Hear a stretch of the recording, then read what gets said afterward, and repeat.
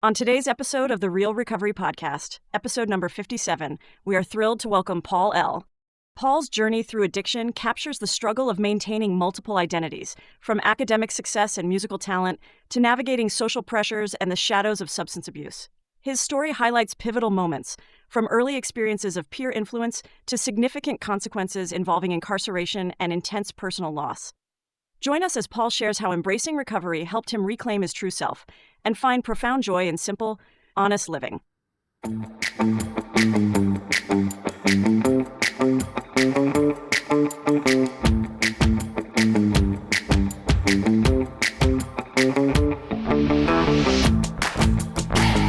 Hello, and welcome to the Real Recovery Podcast. I'm Julie, your co-host. On this journey of healing and transformation, together with my co-host Peter, we dive into the heart of recovery, sharing stories that resonate with courage and inspiration. That's right, Julie. Each episode is a new chapter in this vast narrative of recovery, and we're honored to bring them to you. But keep in mind, the perspectives you'll hear are for informational purposes only and may not reflect the views of the podcast or our partners. Indeed, while these conversations can be a powerful part of your recovery toolkit, they are not substitute for professional medical advice. We encourage you to seek guidance from your healthcare provider for any treatment-related decisions. And if you're facing an immediate crisis, or if you just need to talk to someone who understands, don't hesitate to call the Recovery Crisis Line at 503-223-8569. That number is also on our website. Help is available 24/7. Now let's begin our episode of recovery, real recovery. Hi, this is Julie. Welcome to the Real Recovery Podcast. This is Peter. And we're today with Paul. Paul Welcome, and I Paul. met at Extended Family online when I was off of work, I think going through IOP or doing that. And about the time Colette showed up, and Paul, Colette, and I, and my sponsor, and Al, did Al's 40th birthday together at Popeyes because Al had never been to frickin' Popeyes. Oh my gosh. Yeah. So it was very cool. It was a really good learning time for me. And I have to tell you, the thing I remember the most, every night I would ask Paul what he's eating, and he would be having really good cereal. And I would have cereal? Yeah, but he'd be having Fruit Loops and Captain Jerry Crunch. Seinfeld in our house. Yeah. I'm just telling you, like, he had the best cereal, and I was so jealous because I didn't have that cereal in my house. I only had gluten-free Chex, Cheerios, but good cereal. Were you there when Colette first came into our rooms? Were you there that Safeway night, the infamous parking lot? Where she was in the meeting as she walked through the aisles. That was the craziest meeting. Oh my gosh. I tell her all the time, I'm like, Safeway bitch. And it's so crazy because you were there that night. This lady runs a meeting at a treatment center for newcomers. She is like the freaking best sponsor. Yeah. It's funny to look back and think, wow, she's that's on where our she board. was. And then when she told her story on our show, we had some similarities, little things. I was like, oh, I remember doing that. Drinking vodka off a floor. Yeah. Little commonalities, I guess, in our stories, which she's on our board of directors. So yeah, that's awesome. I'm not surprised. To talk about a full circle, right? Yeah. Just so crazy. And Peter, you never understand that meeting. It was so obnoxious. She kept disturbing the meeting, going on and off mute. It was just crazy. And I was like, who is this lady? And I think I was Zoom host that night. And I'm like, oh my God. So welcome. Thank you. I want you to feel comfortable. We're in Studio H. Our listeners know that it's Peter's house. My humble abode. And we like it because a lot of people just feel comfortable here talking. We just got done with Doyle. That was amazing on dual diagnosis. And like I told you, there's no wrong or right. I fucking swear on this podcast all the time. And we just talk about our stories. And yours is an amazing one. I know nothing about you or it, so I'm all ears. Yeah. All right. My favorite you'll get part to hear is for the first time. That you are. Oh, yeah. And I was going to say with all those different wonderful cereals, I could say that they're for the kids, but in reality, what am I but but an overgrown kid. Exactly. Most of us are, right? And what am I? Jealous of Fruit Loops. Yeah. My favorite, I think, if I was going to go for not worrying about sugar, how bad it is, Lucky Charms. I love the They're Lucky magically Charms. delicious. They are. Yeah, They have the well. little marshmallows as a kid, and then that just came right through all the way through adulthood for me. Those little marshmallows. I've been thinking about Lucky Charms a lot lately with St. Patty's Day being just yesterday. Yeah. That's funny. I don't know when this airs, but yeah. Yeah. Actually, But just a yeah. couple of weeks. Oh, so cool. we're on it. During the month of recovery, we got behind because we were at so many events, but we're close now. Yeah. Cool. Last year, it was a little hectic, but we're doing pretty good these days. Yeah. And we've put out, I think our next episode will be 55. So Wow. one a week. And then we have little extras. Coming out tomorrow is we went down for Advocacy Day to Salem. And so we talked about that, our experiences down there and stuff. And that's coming out tomorrow as a little extra. Yeah. Awesome. So we've been consistent. Yeah. Yeah. Every Friday for a whole year. Whoosh. Nice. Yeah. Nice. Right on. It's an honor to be here. And it is a very comfortable house with lots of very interesting things to look at, to That's contemplate. Peter. Yeah. When Bear Plenty of elephants. was here, he was talking about the elephant in the room. I said, "Oh, I got a whole lot of them in this room." I'm looking at the alligator above your head. Yeah. Maybe it's a crocodile. I don't know. If it moves, Okay. don't be shocked. No. Yeah. So for our listeners, Peter likes elephants and they're everywhere. Yeah. And some Africa. It's Yeah. pretty Well, cool. A few very special people in my life have also been quite fond of elephants. So you're off to a Nice. good start. Nice. My preschool best friend, who I've known since she was born, back up north, and my current significant other are both, It's dare I say, elephant girls. Yeah, I love that. You're from Washington, right? I am. So is Peter. Yeah. I went to high school on Bainbridge High, Bainbridge Island. Yeah. That's where I come from. Not really. I come from all over, but those are my high school years. Yeah. Yeah. So Yeah. let's talk about how you got into your choices. Sure. Yeah. Story I used to think was so different that nobody could possibly understand what it was like to be me.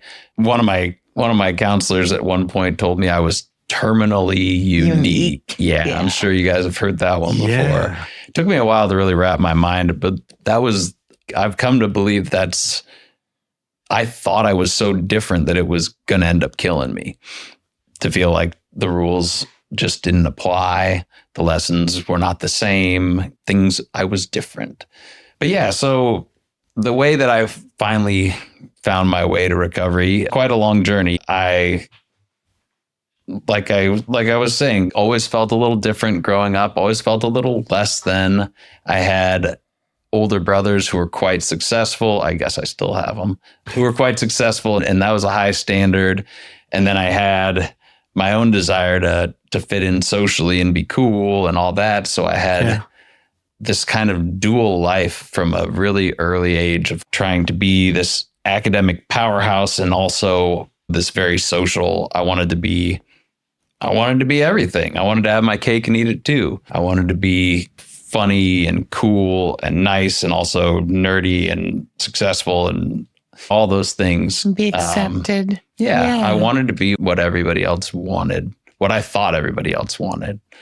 And I thought I knew what everyone else wanted, which is another belief that I laugh at now, but was pretty destructive in my life. So yeah. Isn't it crazy how our best thinking gets us to career choices that I would have never thought? Absolutely, yeah. And a lot of other choices. Yeah, but I grew up thinking, gosh, like I would never touch drugs or alcohol. I remember getting into kind of skating and stuff like that and being offered something, and with my buddies at the time being like, oh gosh, no way, we're never going to do that stuff, you're crazy, blah, blah, blah. And then a couple of years go by and it's early high school. I think it was think it was the summer of my freshman year of high school. And at this point, I'm doing this dual life thing. I'm doing this honors classes, but hang out with the punk rocks and the skaters, and clearly didn't fit in very well with the punk rockers because I was a nerd, and didn't fit in with the nerds because I wanted to be a punk rocker. And towards the end of that summer, I wasn't always invited to the cool kids hangouts, but once in a while I was, and we were having an overnight at a friend's house, and they were all hanging out on the trampoline at night, and started passing something around. And I didn't want to not be cool. God, I've been trying so hard to be cool. Yeah. I had a lot of peer pressure in my school as well. And and there was all the different, like you were saying, the different cliques. And I was the Gravelot kid, one of those, but I also was over here. And and I wanted to be a part of. So when something got passed around, sounds like the same thing. Okay. Oh yeah, I didn't even. There were a few other hats that I wore that I didn't even mention, like the wanting to be a super successful athlete and musician and drama and all that stuff. That's a lot of pressure. There's a lot, And so many identities to try to juggle because I couldn't come up with my own. But it's hard. Yeah, I was so lucky being chubby and being good at sports and outgoing as fuck. Like, for real, I got along with so many different classes. I was perfect in high school, which is just crazy to see how it went so quickly once I got into drugs. Sometimes fitting in, I was lost when I went to college and going to college at 17 and being stupid as fuck.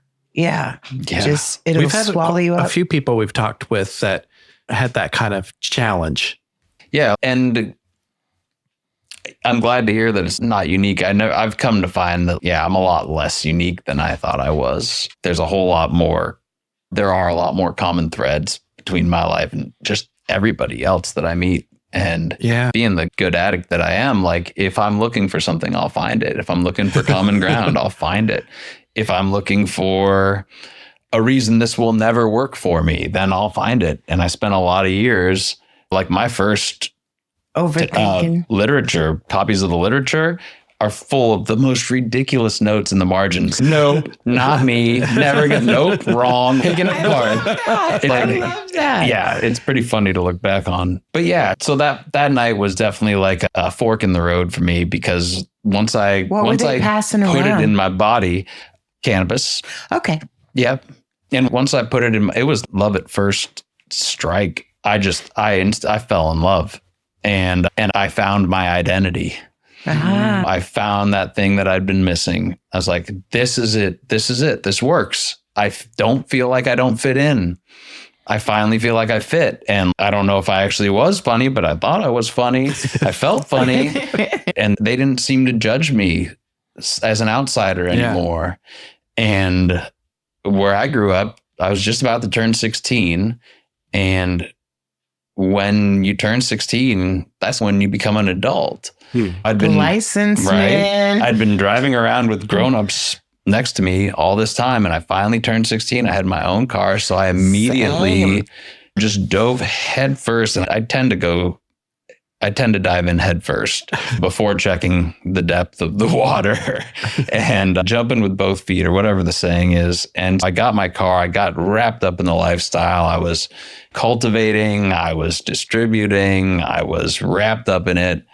I looked back at my mom used to take pictures of us on the first day of school every year, and I have an early birthday. So that year I was driving myself to the first day of school, and in the background, you see my car. And if you look real closely, tucked right under that driver's seat is this little red bag with pictures of Scooby-Doo on it. And that was my bong case. Wow.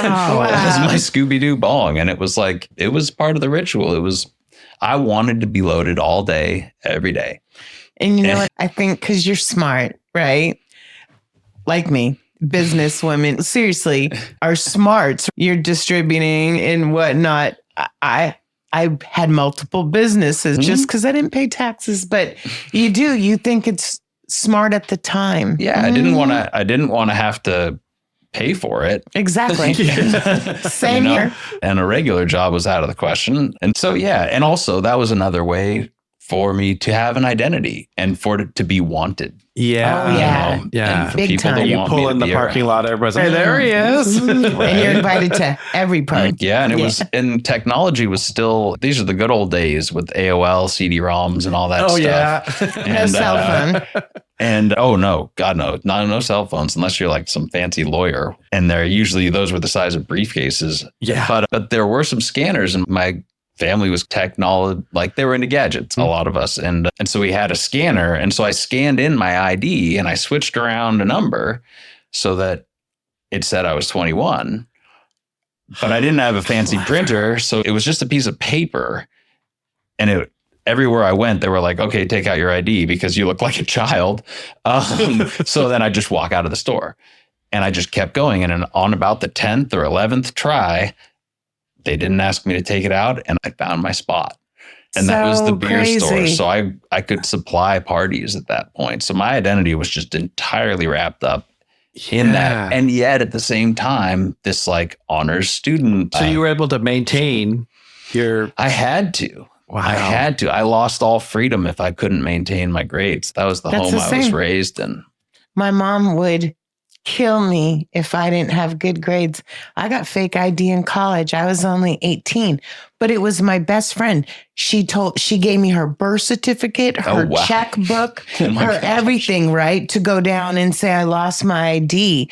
So I had everything needed. No, so I had fake ID. Luckily, I wasn't a drinker, but I could go to clubs, and I went to Earthquake Ethel's in Beaverton, and these drinks come over from the waitress, and she said, your mom sent these over.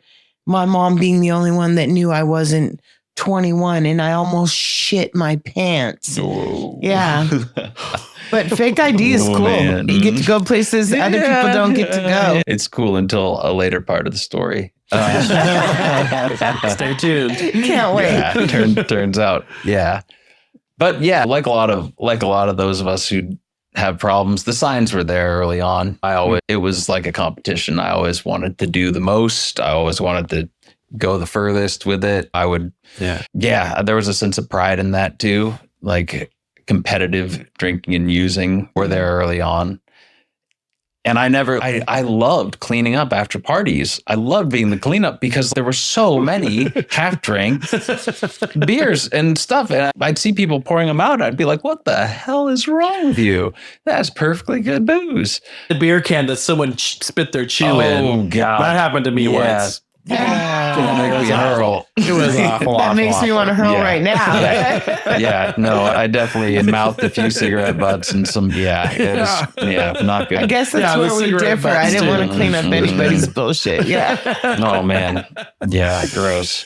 But yeah, the problem started pretty quickly. I got sent to my first 12-step meeting when I was, I think, 16 or 17. Oh, wow. People recognized it, and I thought it was a joke. And in that year, I also had my first visit to an institution. I took a different substance, and that combined with the combination of substances triggered a manic episode where I was up for several days and had those ideas of grandeur and was doing a lot of crazy stuff. And at 17 and being fairly athletic, was able to do crazy things like jump off a roof at full sprint and not get hurt. So those like that super ego feeling of invincibility was just raging and thinking you were indestructible. Yeah. But it was chemically induced. And after a while where they wanted me on medication, I was eventually able to get off that. And in the years since, I do think that there was an underlying imbalance in my mind that I was treating with the drugs that I chose. And with my delusions of grandeur, like thinking that I could diagnose and treat myself and prescribe to myself the right thing. And it worked well enough for long enough that I stuck with it. And it wasn't until getting clean and staying clean and finding that, okay, wow, I am struggling with these certain things. But at that point, I had a support network in place where I could talk with my counselor, who had experience with addiction, who had 30 years in the program himself, who knew a lot about all the various conditions that are out there that can coexist, and trying non-chemical, non-pharmaceutical interventions. And all those things. Tell me about that. What did you do? How did you diagnose yourself? I mean, I wasn't really like conscious about it at that age. I just like, hey, I'm better with this. It wasn't like, this makes me super me. It wasn't like there's something wrong with me. It was just, this makes me better. Okay. Yeah. Makes people like me more, makes me like life more. Like, it's good for me. Yeah. I thought I was smarter, heightened awareness. No, seriously, meth being my drug of choice, I thought it was the perfect weight loss system. Oh, yeah. I'm dead serious. And because I was big, I never looked sucked up. And people just kept telling me, oh, you look great. Oh my God, you look so amazing. Where if I was a thinner person to start off with, I would have looked like a fucking fiend. But yeah, it's crazy what you think when you're on drugs. Yeah, turns out. And I thought I was so pretty. My complexion was not beautiful. It took me a minute to realize that too. And when I see a picture every once in a while, I'm like, what the fuck? Oh, yeah. And I had a mullet. Yeah, I've had that. Looking at old pictures of myself, it's like looking at a different person. It is. Yeah. It really is. And when I tell stories about these times in my life in active addiction, I feel like I'm talking about someone else. In a different world. I agree. And that's not to say that I'm like, there are parts of me that are consistent throughout, but when I had that constant stream of substances, because I was an all day, every day user, it clouded my core, like who I truly am as a person. And one of the most wonderful moments in my recovery now, and I've got a few years, like after about a year or two, my mom said, you're you again. I have my son back. I haven't seen this side of you since like before high school. Wow. And it was really, that's what I said. Yeah. It was one of those ones that really stuck to me because I feel more like myself and I've learned how to be okay with that. It's all those components of who I was before that social awkwardness, that anxiety, that desire to fit in, that like other people's standards, before that stuff started creeping in. So it's probably like getting back to, I don't know, a second, maybe third grade version of myself. No, you know what? As a mother, right? My daughter has almost 10 months sober. And who she was just a few years ago, working 13 years straight, making decent money, buying her own home. Okay. And then she got lost, just put it as lost for a couple years. And I suggested she go to treatment and she did. But I have my daughter back, my daughter that likes to work out, that likes to go hiking, that likes to go camping, that has a great job, that has a personality that shines, where depression and smoking too much weed and then adding the alcohol on top really changed her personality. So as a mom, I get what your mom's saying. Yeah. Because I'm so grateful. Yeah. I say now, my sobriety is very important to me, but the fact that my child wants to go to a meeting with me on Tuesday nights is maybe the greatest thing. Yeah. And, cool. We were talking about Colette.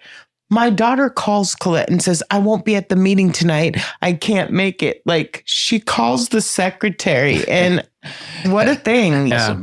So you went into treatment, but the first time, or was this? Oh, so this was that little confinement period was, it was going to the meeting where you said, I went to the meeting. Someone.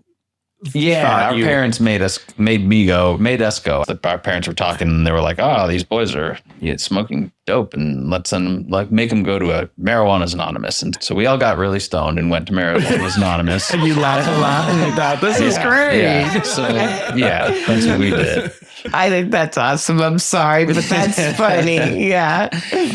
Yeah. And I was able to maintain for quite some time. Like I was able to perform at very high level for quite a long time in my addiction. I was able to be I had to be successful. It was always the motivation of getting and staying loaded is really powerful for me. And at that point in my life, if I wasn't successful in those other areas, I would no longer have the freedom to get and stay loaded. And so that really drove me. And I was pretty successful. Like I was in this very high performing orchestra. We played in Carnegie Hall when I was like 18. Wow. We got to go to Hawaii. I got to jump in with a different orchestra that needed my particular instrument. They needed more of them for their Eastern Europe tour. So I got to go out there for 2 weeks. That was when I was like 15 years old. How awesome. And as I tell it, I'm realizing, oh, wait, that was like just before I started using. So that's a separate little just humble brag, I guess. But I did well in high school, did really well, and was able to get into one of the most competitive schools there is.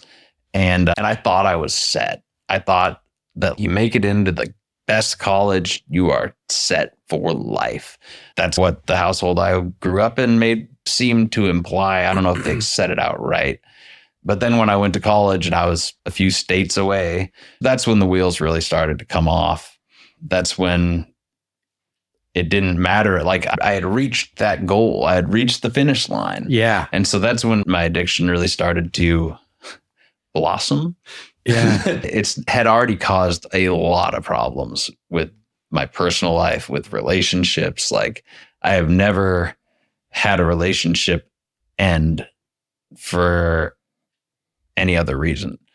It was always, if not directly my substance abuse, it was something I did while under the influence, or the fact that I wouldn't stop. Yeah, it was always there. And I, in college, started to lose friendships, got on bad terms with authority figures.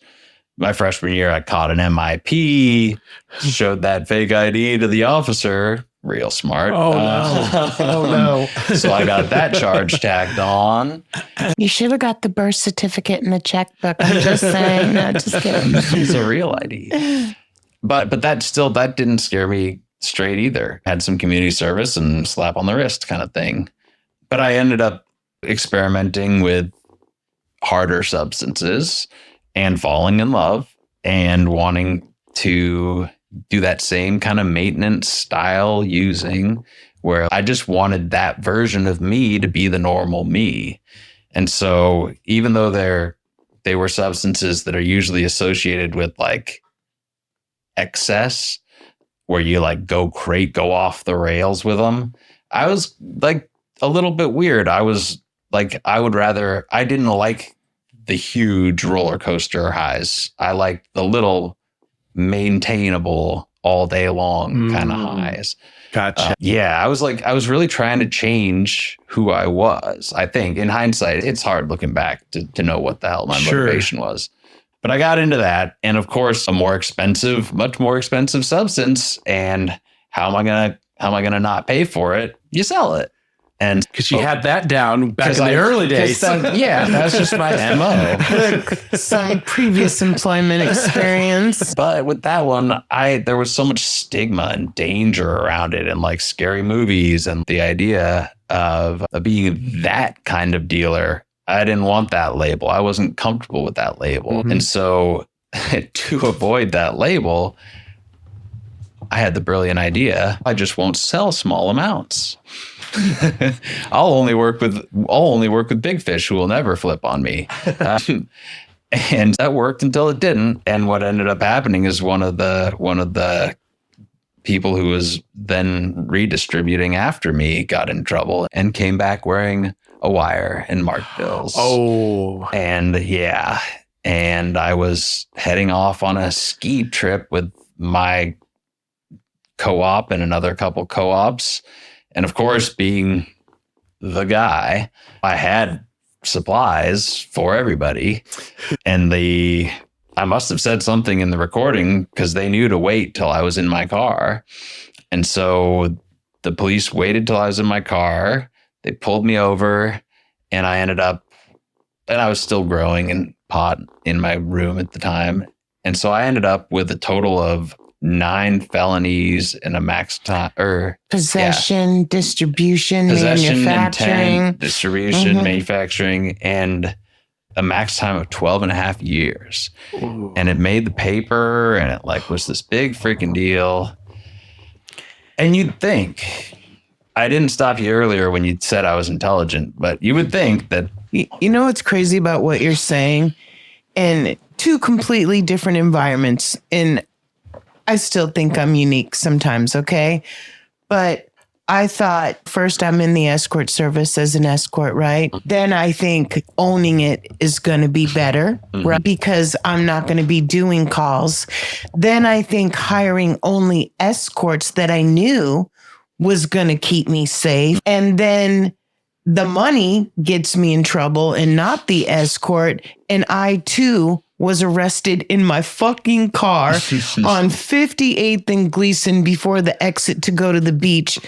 That me and my sponsor and Peter pass every time we go to a fucking meeting. And it's crazy. And we're 2 different complete people, 2 different things, but yet the fucking same.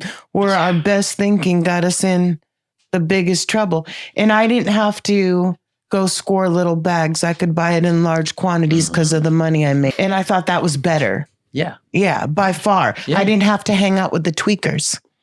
Yeah, Yeah, because no, I no, wasn't no. a tweaker. Oh, yeah. No, I remember going over to my plug's house in San Jose, and I was down in the garage with a bunch of other people, like waiting for them.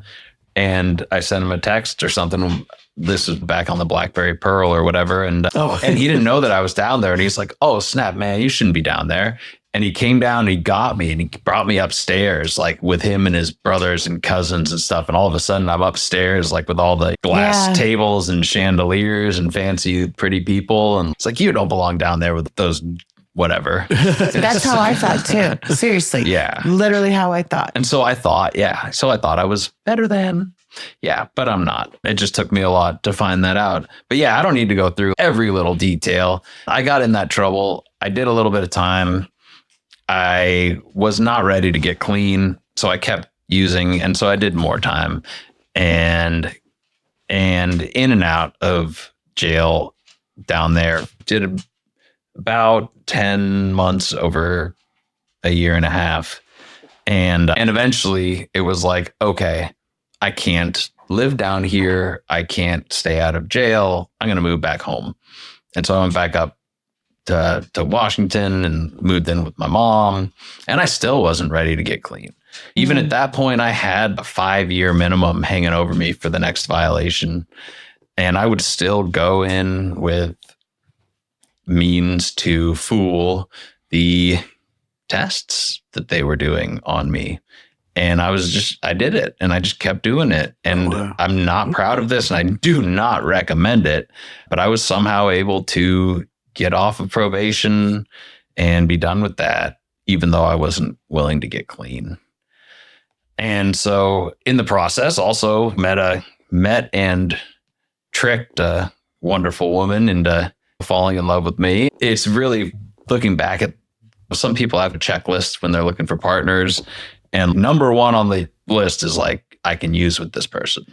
And okay, cool. Check that off. And then a bunch of other stuff is, oh, she's got a dad who uses like I do, and who hides it from the family like I do, and who has done this for a number of years. Ooh, okay, now we're talking. So me and him got along just fine for a while. It's funny how we take our lives and we mold them to fit. And that's what I did too. I made my schedule around it. I did everything around it. And if it was a party and it was a dry party, I didn't want to go. What's the point? Type of thing. That's a gathering, not a party. It is crazy, Peter. Like what you're saying, like mold it. Yeah. I never really actually thought about that. I think I even modeled my love life. Yeah, you arrange everything. Everything is surrounded to your timing, who you're with, what classes you take, what don't take. I wouldn't sign up for morning classes. Are you kidding me? Yeah, hell no. Or hard classes, or eventually any class. Senior year, I withdrew from 15 classes.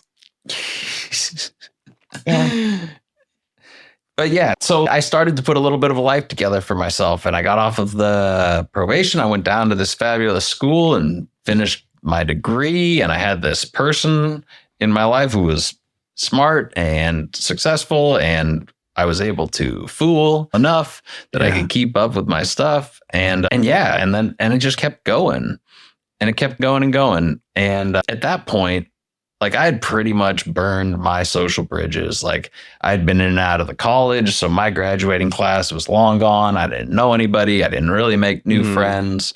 I wasn't from there. I didn't plan on staying there. And she found work up here in Oregon. I still had a few months left.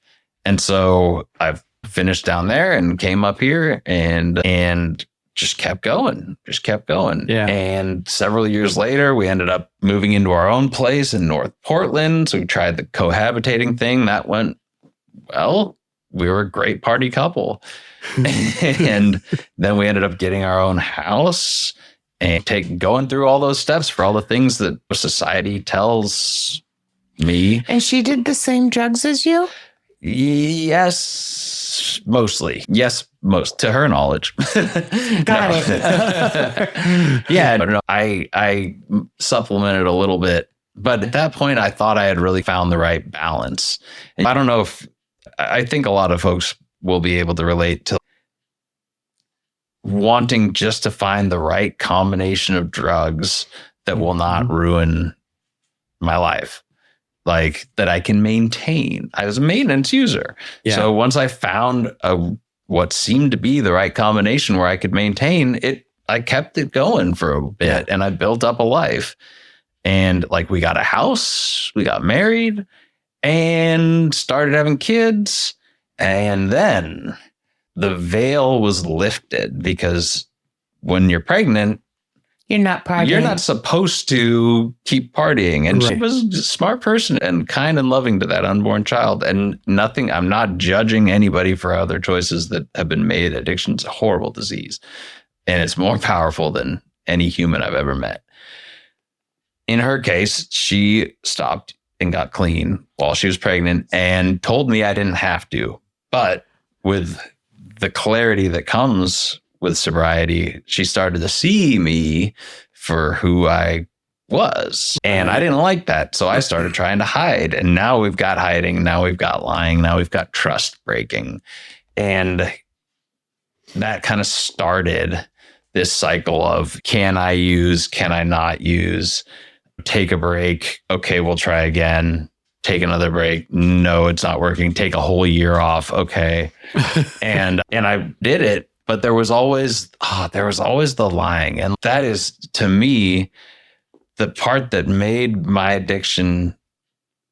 I didn't realize it at the time, but what made it miserable was the weight of the lies, was carrying the weight of those lies around, and always feeling like that other shoe was going to drop, because I was always hiding. I was always...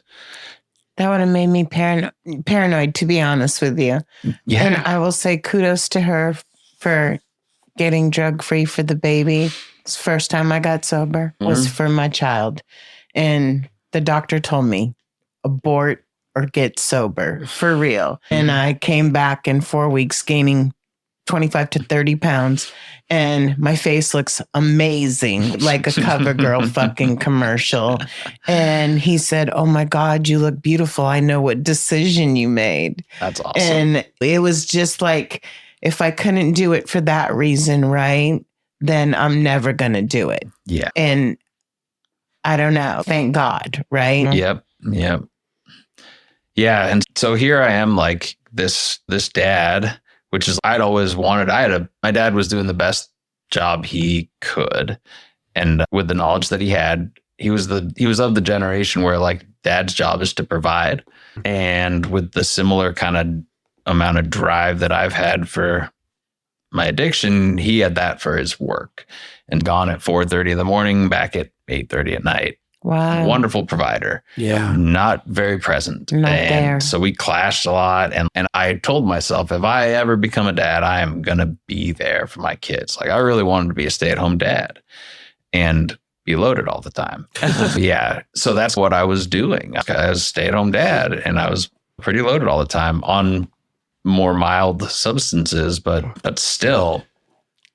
And it got to a point where I took a year off from 2019, from March of 2019 until March of 2020.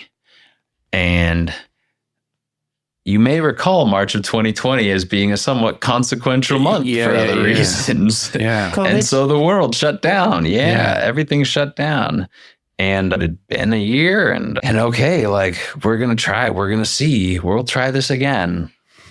Here are laid out some ground rules around it and brought alcohol back into the house. And I did manage to drink responsibly for one day. One day. I thought you were going to say here during COVID. No, seriously. I really thought you were going to say that. I was going to be like, wow, what a pandemic did for you. No, it did something, but not that. Yeah. So and then the second day, and it wasn't just me that went off the rails, but I can only take credit for my actions and responsibility for my actions. And it went off the rails and shit hit the fan. And by the end of that second day, she had left, took the kids and the dogs. Police got involved. No charges were filed, but still separated. And we've been separated ever since. And that was, like March 26th or something. And I couldn't stop. And that was when I finally, I'd been to plenty of meetings at that point, always half-assed. And so that was the moment. A little of it. But that was really the moment where I saw, like, I had a period of abstinence and that got worse anyways. God damn it. I'm an alcoholic. Yeah. Because that's what it does. Right. It progresses. And seeing how bad it was that last time, fear is a wonderful motivator. Oh my God, yes. No, for real. I didn't want to go back to prison, and I didn't want to be away from my child. And the fear of that, now I'm afraid of fentanyl, and I just can't even imagine putting a needle in my arm. But fear is a motivator in both ways. Yeah. That's true. That's true. At least for me. It can be. Yeah. Because I look back at where I was, and if I think about if I'm having a rough time or whatever, and I think maybe I could have, no, because I connect instantly to where I was, and the fear of going through that again, those feelings, how I felt, getting up in the morning, you're just like, getting up in the afternoon because you can't get out of the water. Yeah, I know. And just being in a constant fugue, it makes right now my stomach's. I don't want to go. That feeling. I don't want to go back there. And when I was drinking and using, same thing. It was the fear of I can't face the next day. I can't face this next thing or whatever it is. I can't face not having it. And that was a fear that kept me in it. So fear's a wild emotion. Amen. It is. Yeah. And it's amazing too how quickly I can lose sight of that terrible, dark, just pit of, like, the first 88 days of my sobriety were hell on steroids. Like, they were just terrible. And yet I find if I spend a little time away from the rooms, if I'm out of meetings for, sometimes even just a few days, now maybe a little longer, but certainly if it were anything close to a week, like without me being in the rooms, I'll start to hear those little fucking crazy thoughts. Some people grow out of this. I don't hear the don't listen to crazy them. thoughts. I don't. I listen to them, but what they are really trying to tell me is get your ass back in that chair. Yeah. Get your ass back in the meeting. So I don't have the urge to use or the crazy thoughts, but my brain literally gets, I said literally, Peter. One time I said it a few times on a podcast. 65 times. No. But who's counting? Who's counting? Peter had to edit a little more than usual, but my brain gets tricky. And it means that the regular day stuff, like I can go from being unemployed to the tent and I'm going to keep my tent cleaner than anybody else's. That's the thinking I get into. I can take a small problem and let it go crazy versus wanting to use. Luckily, that has been removed for me, but it's just like I got rejected. I was telling you last night or yesterday, it was partially my choice as well. But when somebody in AA said rejection is God's protection, right? And I was like, okay, calm my brain down right away. And that's what a meeting does for me. It puts everything back to, it sizes me. It makes me human, but it's okay. And just like you took a deep breath, I can breathe. Otherwise, things are crazy for me. And I can get too caught up in life and lives. Oh, yeah. And another Barry quote for today. Barry's this Father Time that goes to our meeting. Sometimes AA gives you this life, but not to give you the life to stay away from AA. And I just have to live by these things now. Yeah.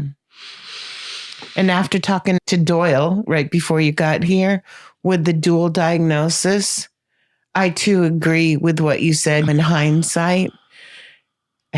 I wish I would have found out sooner, not having to have a breakdown and go to IOP, that it was part of my treatment, but it wasn't as common back then either. Right. But it could make it so much easier. And I hope for people that are getting sober now, they know that medical assisted treatment can help. It's not just a one shop fits all. Yeah. Every person is different. Oh, yeah. Even though we have similarities. Definitely. Yeah. And, what it took for me, one of the things that I've always liked to say is that everybody's bottom looks different. My sponsor was in a hotel with a guy who did that. Yeah, it is. And that's okay. And what it took for me to get to that state of desperation was what it was. And at the time, it was the worst thing that ever happened in my life. With a little space from it, I see it as the best thing that ever happened in my life. Same. Because Julie says that often. Prison was the best timeout I needed. I was totally ashamed of it until I went to IOP. And then the lady said, take the worst thing that ever happened to you and try to flip it. And I only got high one time after prison. And I think that prison saved my life. Okay. It wasn't cool being there. Please don't get it twisted. There's no manicurist. There's getting your nails done. You don't get to choose your clothes or your food. If orange isn't your color, too it's bad. It's not. And I have too bad. Okay. And I have blonde hair. Orange is not my fucking color. But no, I agree with you. It's the worst thing. And if you can flip it to make it the best thing. Yeah. And not the worst thing and stay it comes with accountability as well. It's huge. Yeah. Yeah. And it's the programs, like the 12-step programs that are all operating off of the basic model that AA created back in the 30s or whenever it was. I'm not a history buff. 1936, you're correct. But that basic model, it is a simple program for complicated people. Yeah. It is not easy, but it is straightforward. And when I became willing to be honest as I was capable of being, and spill my guts and just let go of all those secrets. And I had to find a community I could trust. I had to find people that I liked being around. I knew from day one, I was like, if this shit's not fun, I will not do it. Exactly. I kept looking for meetings. I kept looking for people. I kept looking for my people that were fun and that were funny. And thank God for Zoom, allowing me to go around the world and listen to all these great meetings and hear wonderful Australian accents talking about the same problems. Shout out to David again in Australia. Yeah, man. And the Irish meeting where I thought it was English that they spoke in Ireland. I did not understand a word, but it kept me clean that day. I fucking love that. And I did what it took to keep me clean one day at a time, even when it was the darkest, saddest time of my life. And often that meant ice cream. And often that meant cereal. And often that meant binging YouTube. I was so jealous of his food choices. Like, when I met you, I was actually the skinniest I ever was in AA and doing the right thing. And every time I'd be like, motherfucker. Like, he would have the best stuff. And I was like, I'm not doing that. But yeah. Don't. I hope I wasn't a negative influence on you. No, it was a jealousy thing. But don't worry. Yeah, that's my ego piping up there, thinking that But I did what it took those first few months to get clean and to stay clean, because I needed to have the ability to work on myself. And I didn't have that ability while the stuff was still in my system. And it takes a while. It took a while for me for it to work out. It does. It does. I have a sibling who's struggling, and he's up in Seattle. He came down here, and 3 days. He's okay, I'm ready to go back. I'm like, yeah, no, you're not. Yeah. You're ready to go back, but not in the way that you mean no, it. You need to go back to, stay away and get your brain right, because your brain isn't right.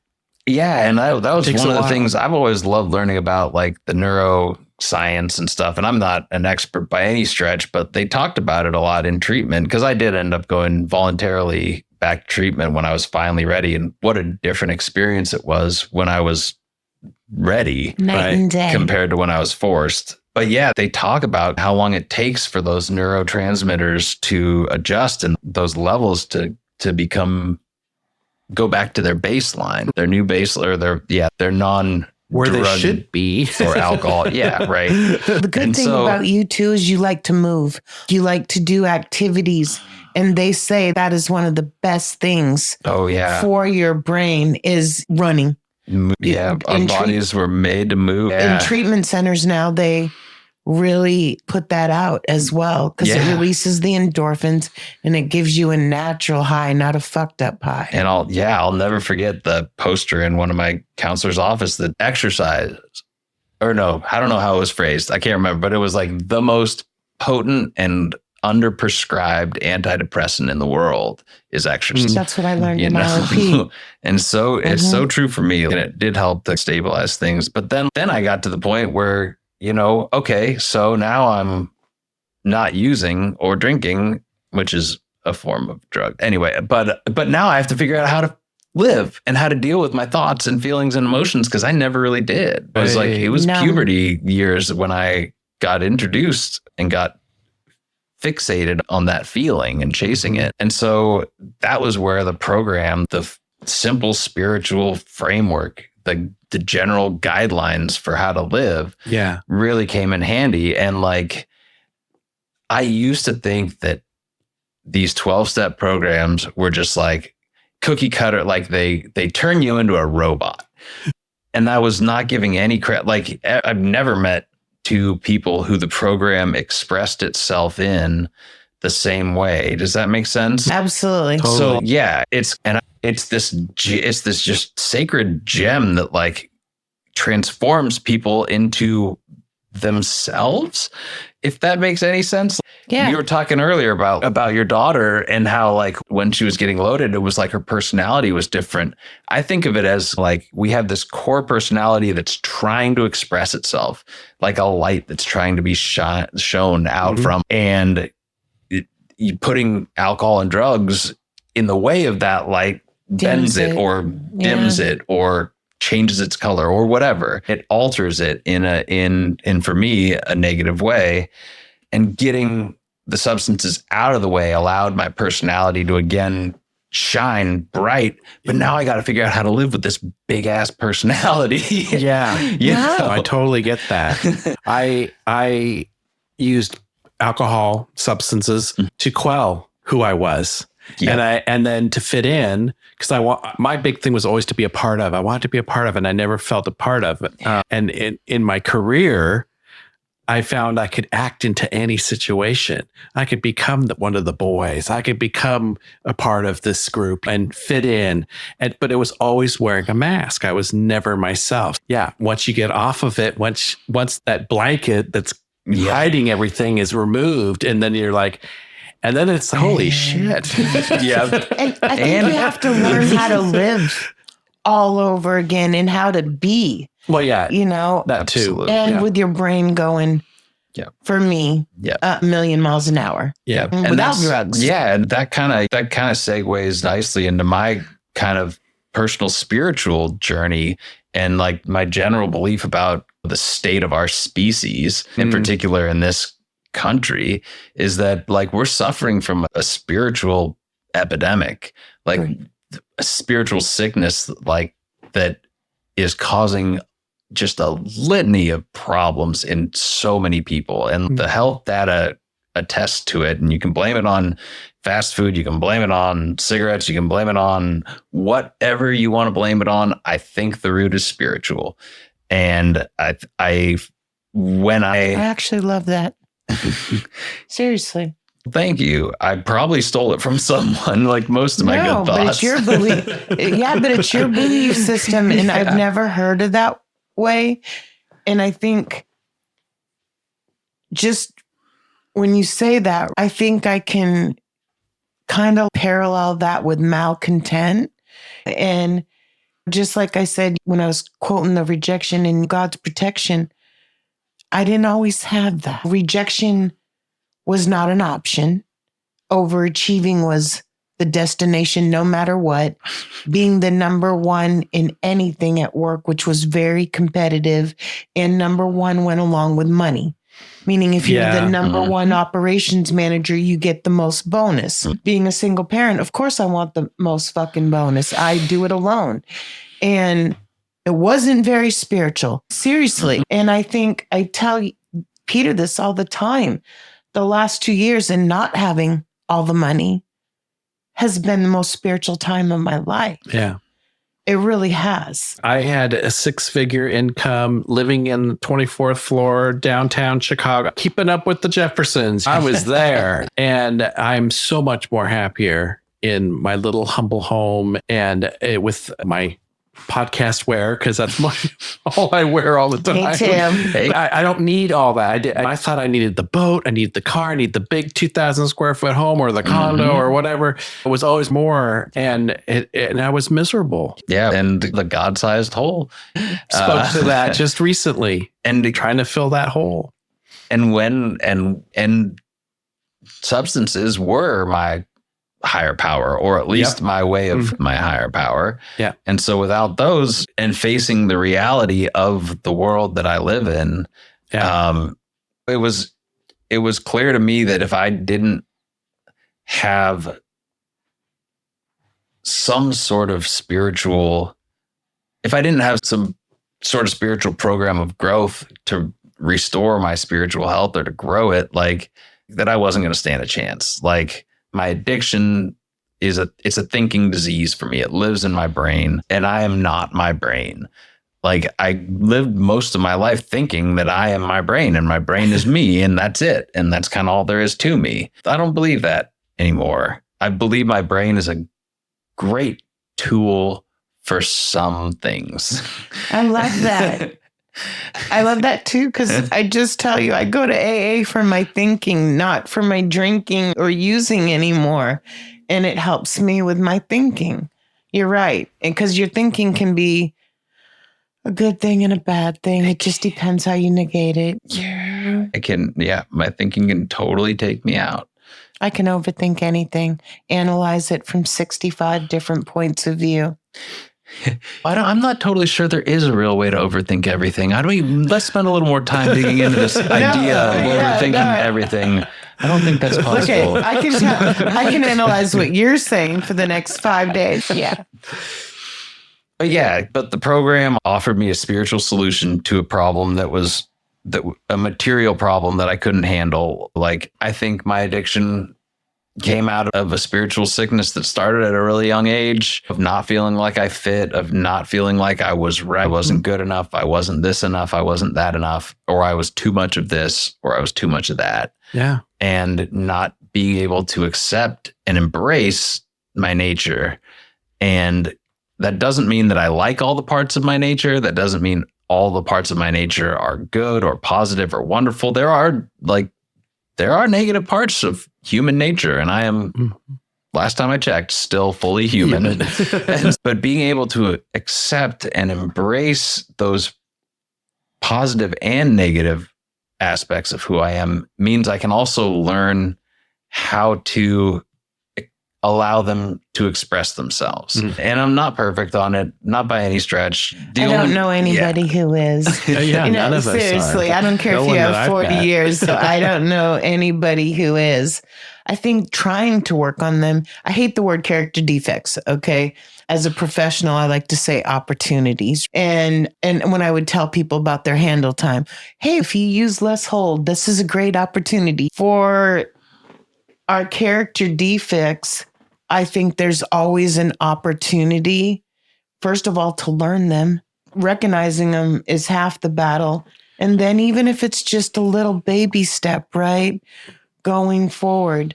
I got a little medical little tidbit today, and I know the little steps I need to take to help that. And it's not a character defect, it's another opportunity. And I've made it through so many like you. And if you're listening, there's no wrong. There's just an opportunity to get better. Yeah, you know? I like that. And also, I think about those character traits Yeah, I like or that. whatever. They took a long time to develop in me. Like I was in my 30s when I got clean. And so I had 20 years of active addiction, but being the addict, like I wanted, okay, I've been clean for 90 days. Come on, I should be better by now. Yeah. And I had to realize, okay, it took a long time to get that way. It's going to be a very gradual change. I'm so like, impatient at the core, and I've had to work so hard to overcome that impatience. And that's with all aspects. But with recovery, it gives me tools that I can use. And one of them that you've been talking about is the spirituality of the program. And that for me also spills into nature, because that is my spirituality. That's my connection. And having that time in nature quiets my brain, like you say, and brings me back to the core. yeah, absolutely. Otherwise I'd be, Yeah, no, we're on the same wavelength there. And nature is also a great place where I have cultivated a little more patience. Yes. Because I look at the way that the world goes. I love to garden. And let me tell you, if you're impatient, gardening's not for you, because it takes a long time for that tree to go to work, or that plant. He's a good gardener. I don't know. Look at my plants. They're suffering a little. I've been busy. Oh, But please, Peter. Yeah, and you can zoom out even further. Like I love to try to do these kind of like mental exercises where it's like, how long did it take for that mountain to form?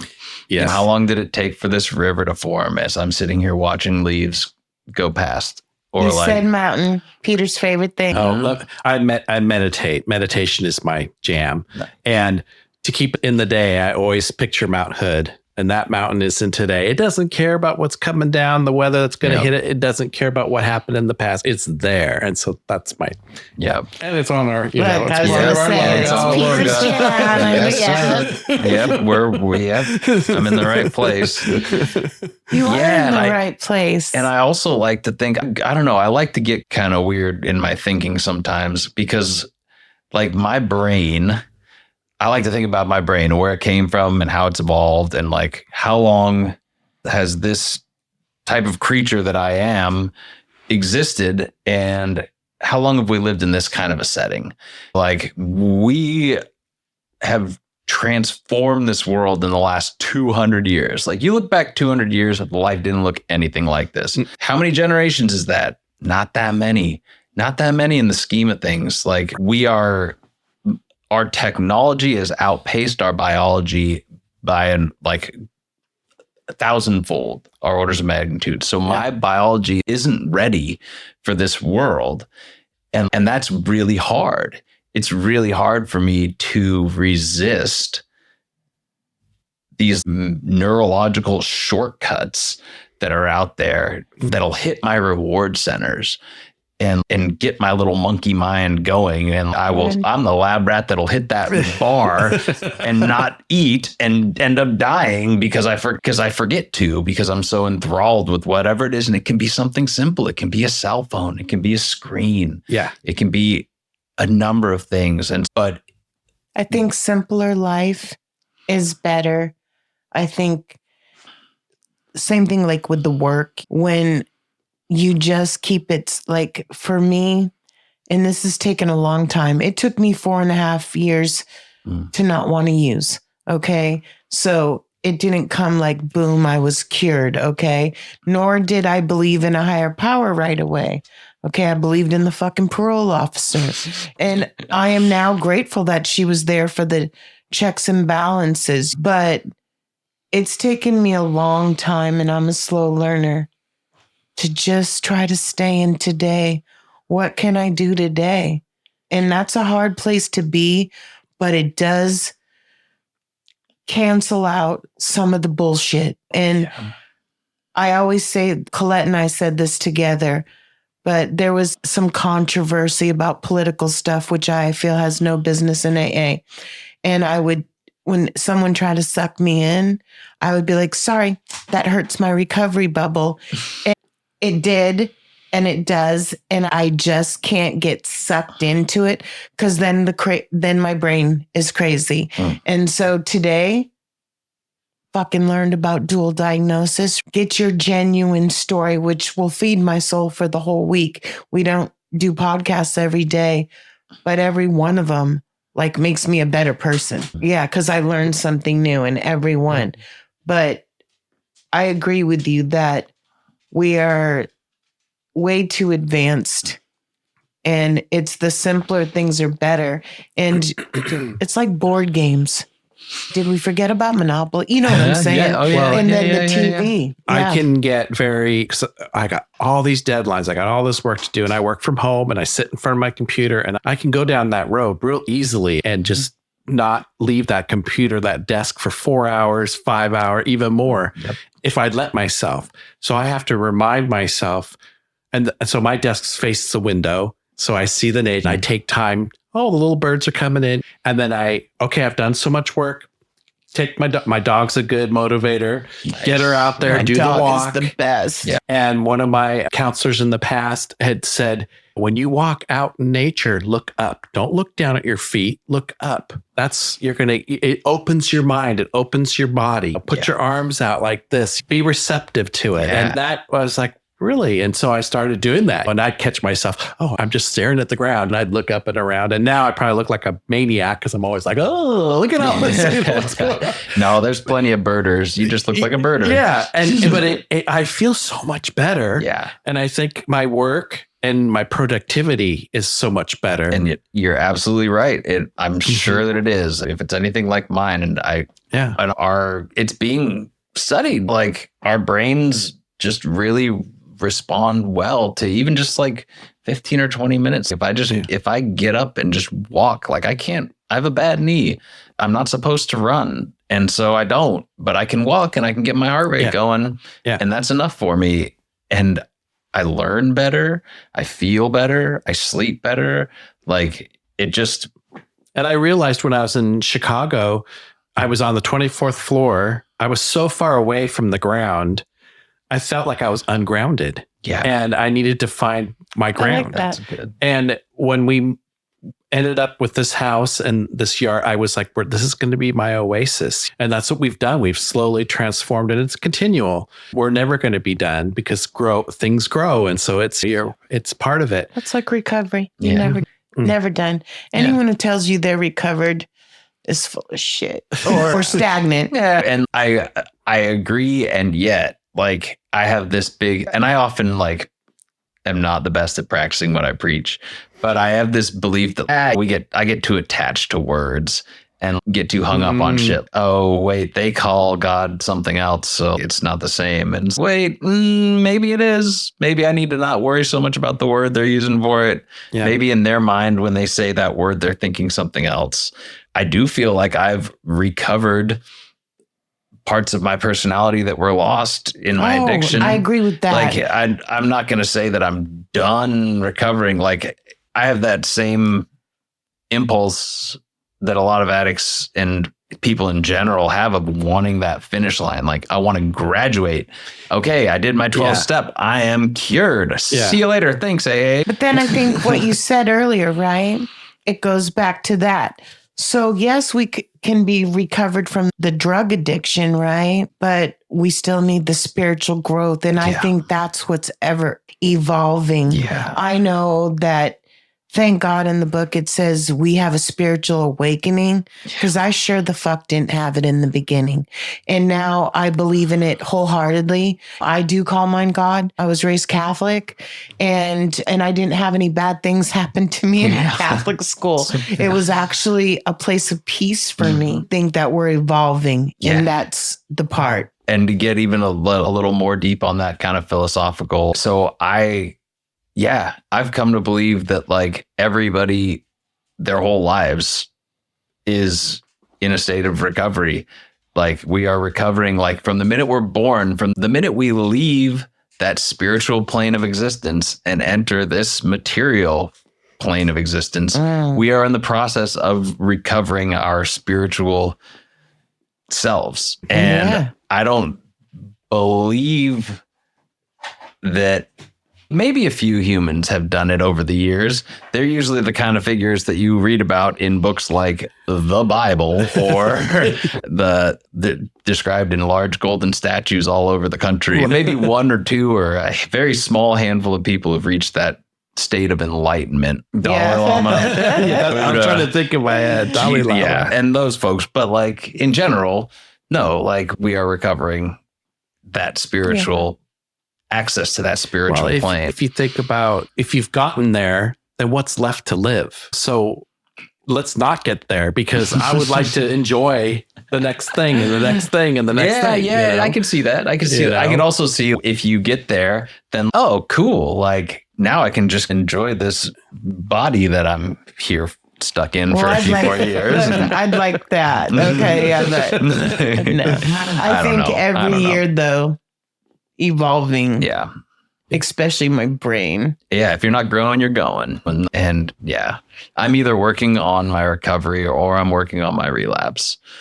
And so when I stop working on my recovery, whether or not it's conscious, and the most dangerous ones are the ones that are not. Yeah. It's back there always. The thoughts that are going to take me out, that are going to take me out are the ones that I don't share. Like the thoughts of using that are going to take me out are the ones that I don't share. And like, I'm fortunate also that I haven't had a strong desire to use in the present moment. The way that it shows up in me is like the some days.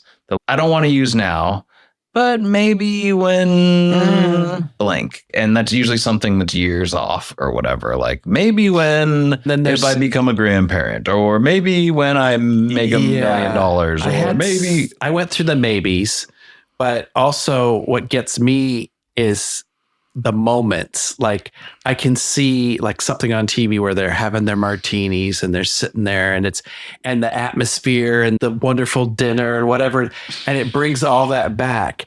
But the problem is that it doesn't end there with me. It continues and gets worse and worse as that memory unfolds. If I could only be in that moment and have that glamour and be like, oh, and I'd feel so... Just pause right there. Yeah, but it doesn't... No. That's just the blip, and then isn't that the playing the tape through and all that?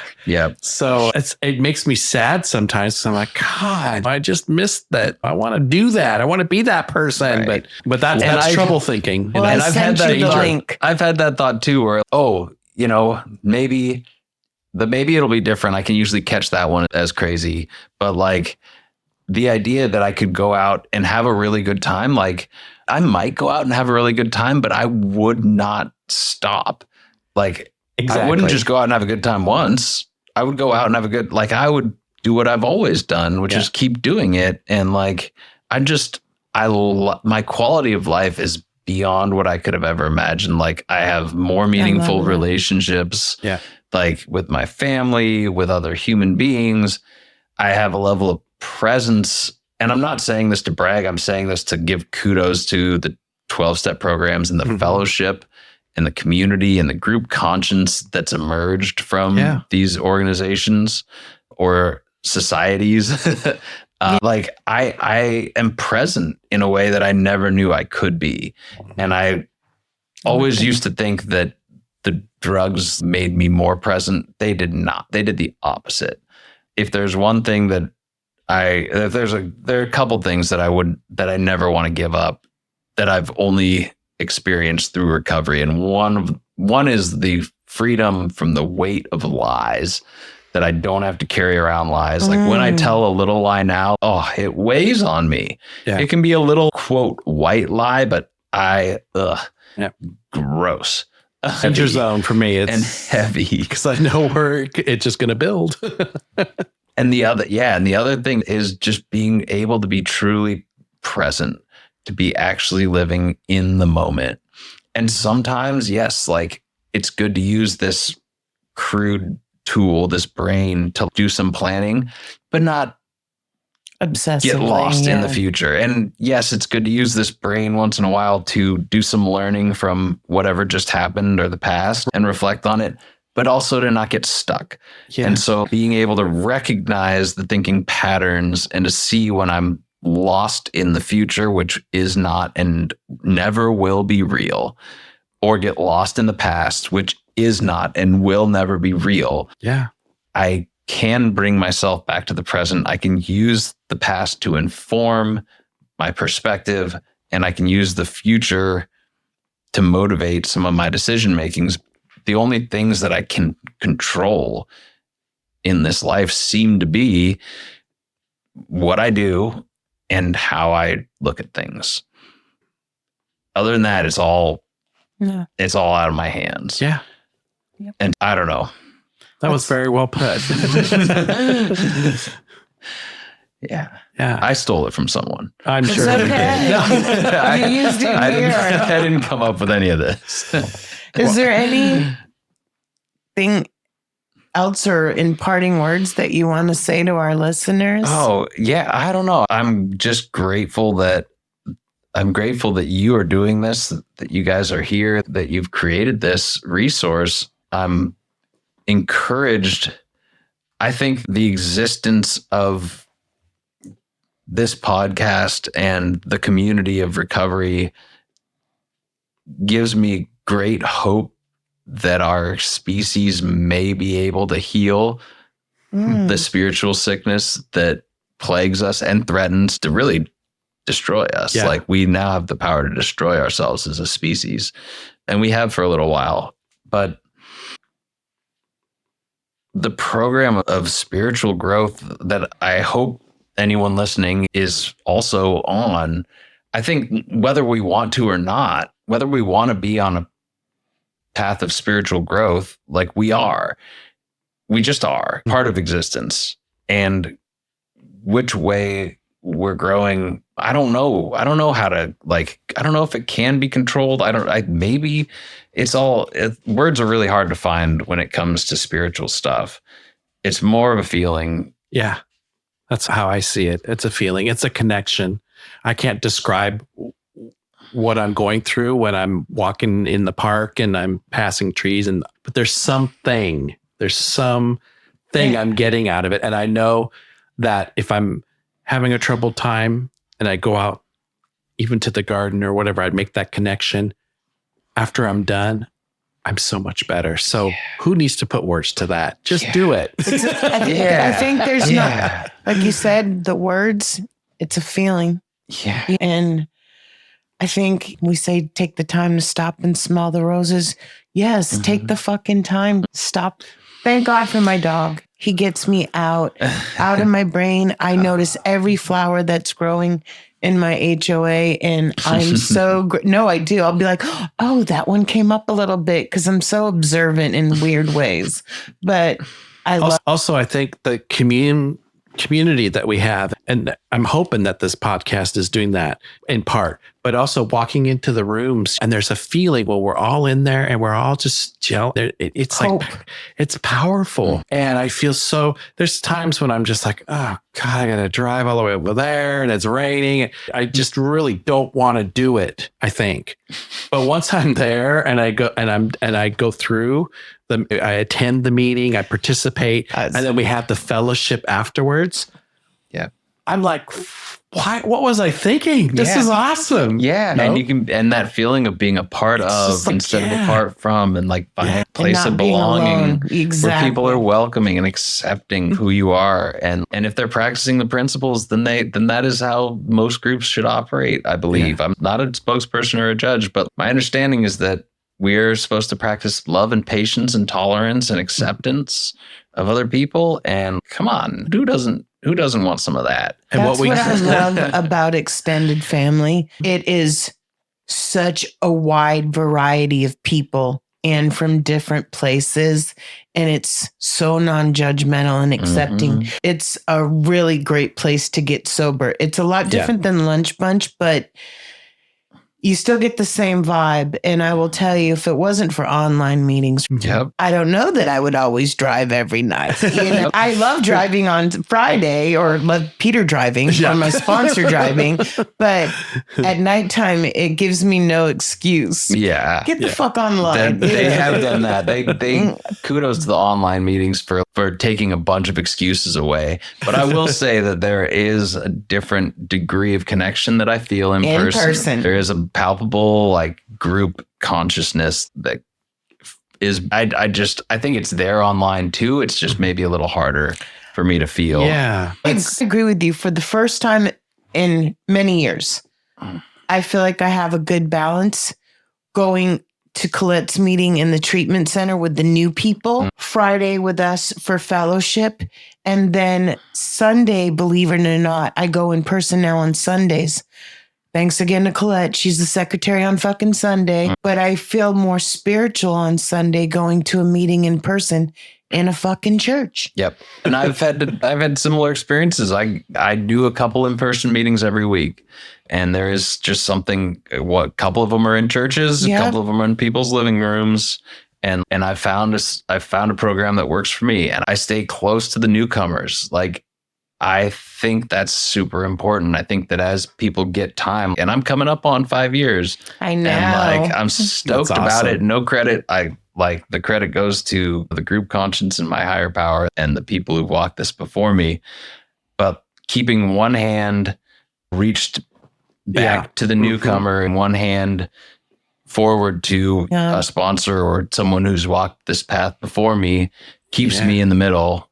And that's a great place to be. Me. Stay in the middle, stay connected. Connection is the antidote, to my diseased thinking. You know what's crazy? I have known you since you were 2-something years sober because you took the time to come celebrate with extended family to get your 3rd-year coin. That's right. Yeah, that is crazy. Yeah. What growth. What insight. Yeah. Oh. I appreciate you being so open on our show and coming here today and speaking from the heart. And, and I really appreciate it. So thank you so much for being here. It means so much to be asked. And I don't know, I don't know where this will go, if it'll go anywhere, if one person will listen to it or if none will, but it's filled my cup. And there you go. And the energy I'll be able to take out into the world after this is better than it was before I walked in. And I'm going to tell you, more than one person listens to it because we were just at Advocacy Day and there was people I've never seen or knew before that came up and thanked us for the podcast. And I was like, holy shit, Peter. Yeah. And then there's our Australia fan club. And I think we have Puerto Rico. We've got some United Kingdoms. And it's crazy how this because with it all being digital, it can go anywhere. Easy to distribute. Yeah. So, it can be beautiful. But it's just the idea that we share freely what we were given. Yeah. And that's how it works. Exactly. It is how it works. Yeah. Amen. It was given to me freely. I'll gladly share. Compared You're to off all if you the- let me. Yeah, what is it, like 2 hours later? No, Yeah. compared to all the treatment centers that we spend millions on, right? It is given freely. Yeah. Thank you, Paul. Thank you so much. I appreciate Julie. your friendship, and thanks Yep. for being here. I Paul, appreciate you Julie, guys, too. and this is Peter. Thanks for listening. That's a wrap on today's episode. Thanks to each and every one of you for lending us your ears and hearts. Your engagement is what fuels our passion and keeps this podcast thriving. We cherish the moments we share here and hope they resonate with you, whether you're on a daily commute, at the gym, or just taking a moment for yourself. Make sure to head over to our website at realrecoverypodcast.com. While you're there, subscribe to our newsletter for the latest insights and uplifting stories from our community delivered straight to your inbox. Click that subscribe button on your favorite podcast player too, so you can keep up with every new episode. It's your support that keeps our conversation alive and meaningful. And if our stories have touched you, consider using the donate button on our site. Your contributions, no matter the size, are deeply appreciated. They help us continue our mission of sharing hope and healing. Join us beyond the podcast and follow our journey on social media. Find us on Instagram, Facebook, and on X, formerly known as Twitter. All the links are on our site, so you can stay connected and be a part of the Real Recovery community every day. Your likes, shares, and comments not only spread the message of recovery, but also remind us that we're all in this together. So, until we meet again, remember that recovery is a journey, not a destination, and we'll be here to accompany you every step of the way to recovery, real recovery. Thanks for listening.